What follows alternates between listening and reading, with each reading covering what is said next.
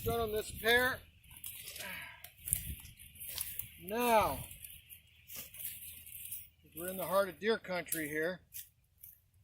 We're going to put a fence around this. I didn't want to go higher up in my grafts, and I don't. This is just going to be too tempting. Too tempting for the deer. So, we're going to put this around it. I've got these all over the property, even in the front yard where our apple orchard is, even in trees right next to the house. The deer don't care. They're coming for your stuff. The system I like best, this is a small piece. What I like to do, because this is up higher, these are going to grow up straight. But on a smaller tree, this is 4" by 2" wire, fence wire. Comes in a 100-foot roll. I get mine at Rural King. You can order it online. Just Google 4" by 2" by 60" 5-foot wire. Comes in a 100-foot roll. Costs about $1 a foot, $100. It's going to save you a lot of grief on your apple trees, especially if you're buying them. And then and what I typically do is do a 20-foot length. So you're going to get 5 of these cages out of one roll. I walk 20 feet across, some wire cutters, you cut it. This one here is only about 4 or 5 feet. If you want to do it around a tree, give it room to grow. The reason I like this 4 by 2, it keeps the deer and the rabbits out, so the rabbits aren't girdling your trees in the winter. So it works for both. And I get these stakes. I believe you can order these on Home Depot. They come in a box of 100. They're not that expensive. I found these when I built my house. They're stakes, perimeter drain stakes. It's a plastic perimeter drain you put underneath the house. And these stakes, you would pound on either side. It's got screw holes. So you lift your drain up or down to get it to grade, and you'd screw right into it. Really neat stuff. Another thing I found they're really neat for is this fence. Any kind of flat stake, but these are awesome. Home Depot, perimeter drain stakes. I would Google something like that, but you'll see them. But what's nice about these, 2 things. You just put them through a couple like that on either side, top and bottom. It makes it real handy for getting into later.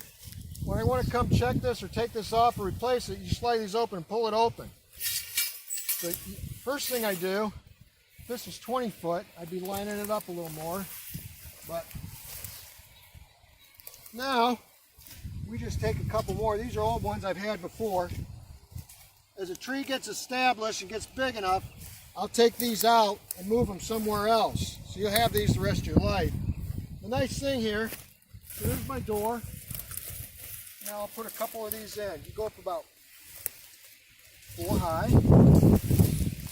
Go back down around like this. And this one's rusty. When they're new out of the box, they slip a lot easier. But I usually have a hammer with me. I think I've got a rubber mallet.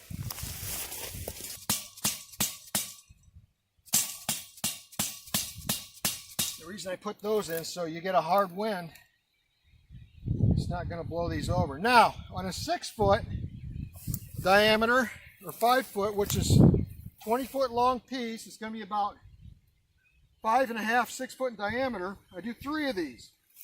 One directly behind the opening, and then one on either side, split in thirds. It gives you room to open that and get in, and this will not go anywhere. This is a smaller piece. It's definitely not going to go anywhere, but I don't want it hitting that either. So we're just going to put the other 2 in for good measure.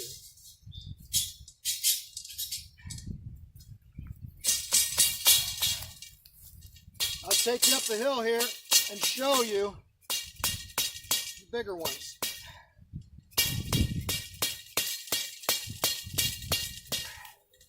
Nice and solid. The wind's not blowing it over. The deer's not going to get that up on top. And your rabbits aren't going to girdle it in the winter.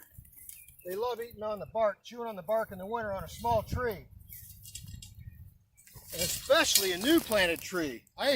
This used to be a field. When I bought this, it was a field back here. Well, I got tired of, I tried pumpkins, different stuff, lost a lot of money. Wasted time. I said, I'm letting this come back up to nature, and I'm so much better. Blackberries, elderberries, raspberries, all these trees. But I planted a couple rows of trees. I was going to start an orchard out here. First winter, the rabbits came through 20 trees. They girdled every one of them, killed them. So, stuff like this you learn along the way. It's a little bit more in your investment, but it's going to save you money and grief in the long run.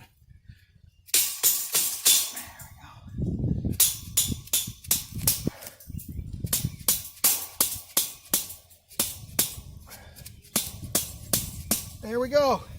Not going anywhere. When I want to get in, I just pull this out, slide these out, I can do what I got to do. So, we'll come back. These little fresh buds that were in the fridge are probably going to get sunburned and burn right off. We'll see. But they've got this one, they all got a dormant bud below them too. So, we'll see how it goes. Got our nurse limb, we're ready to go. Now, we're going to walk up the hill. I'll show you what I mean by a 20-foot length of this. This is a piece, this is 2 plum trees. I planted these last year. The same stuff, 4x2 wire mesh. You might just make this a separate video, how to keep deer and rabbits from your trees. Electric fence works great, but in the winter you got to worry about snow drifting around it, and I used to have electric fence back here. Oh, life's happy. No, you got to come out and weed around it. You got deer, occasionally they'll run into it at night, and I had one time, a buck got into it, got wrapped around its tines, and it just tore up trees and everything because it panicked as soon as it got zapped. In the winter time, you got snow build up and it grounds out, it just doesn't work. This 2x4 wire fencing by 5 foot by 100 foot. You can order it online. You can get it in the big box stores if you order it. I get this at Rural King. They usually have it in stock. If they don't, I order it, pick it up. 100-foot roll, we'll make 5 of these. I just walk off 20 feet, lay it down, roll it out, walk off 20 feet, cut it. 5 of these stakes. These, you get it. I order them from Home Depot. They're perimeter trained grade stakes. Buy a box of like 100 of them. So I put 2 here where my door is.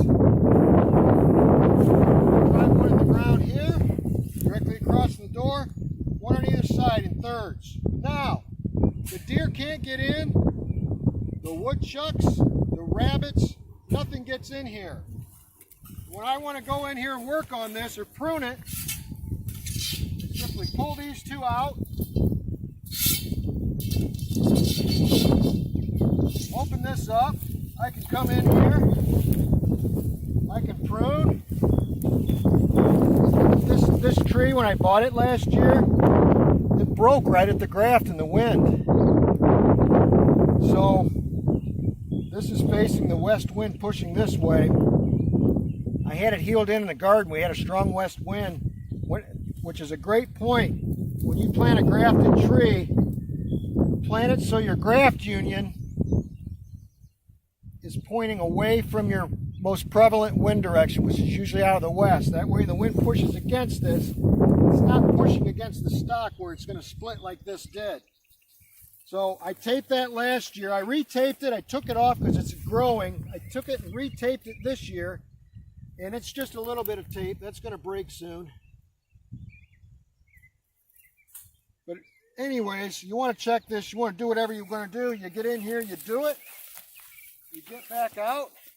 The first year when you plant a young tree, I had a 5-gallon bucket in there, a drip bucket to keep that wet. So it allowed me to get in there and do that. Put your pieces back in. Done. Keeps the deer, the rabbits, the woodchuck. Keeps everything away from your trees. It's worth the investment. You look here, I got them all around. If you want to keep the weeds out, put some mulch around it. The weeds really don't hurt them. Your broadleaf weeds, roots go deep. They bring nutrients up to the top anyway. So this is my preferred.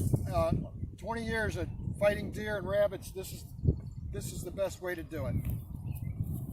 Hey, hey, hey, hey.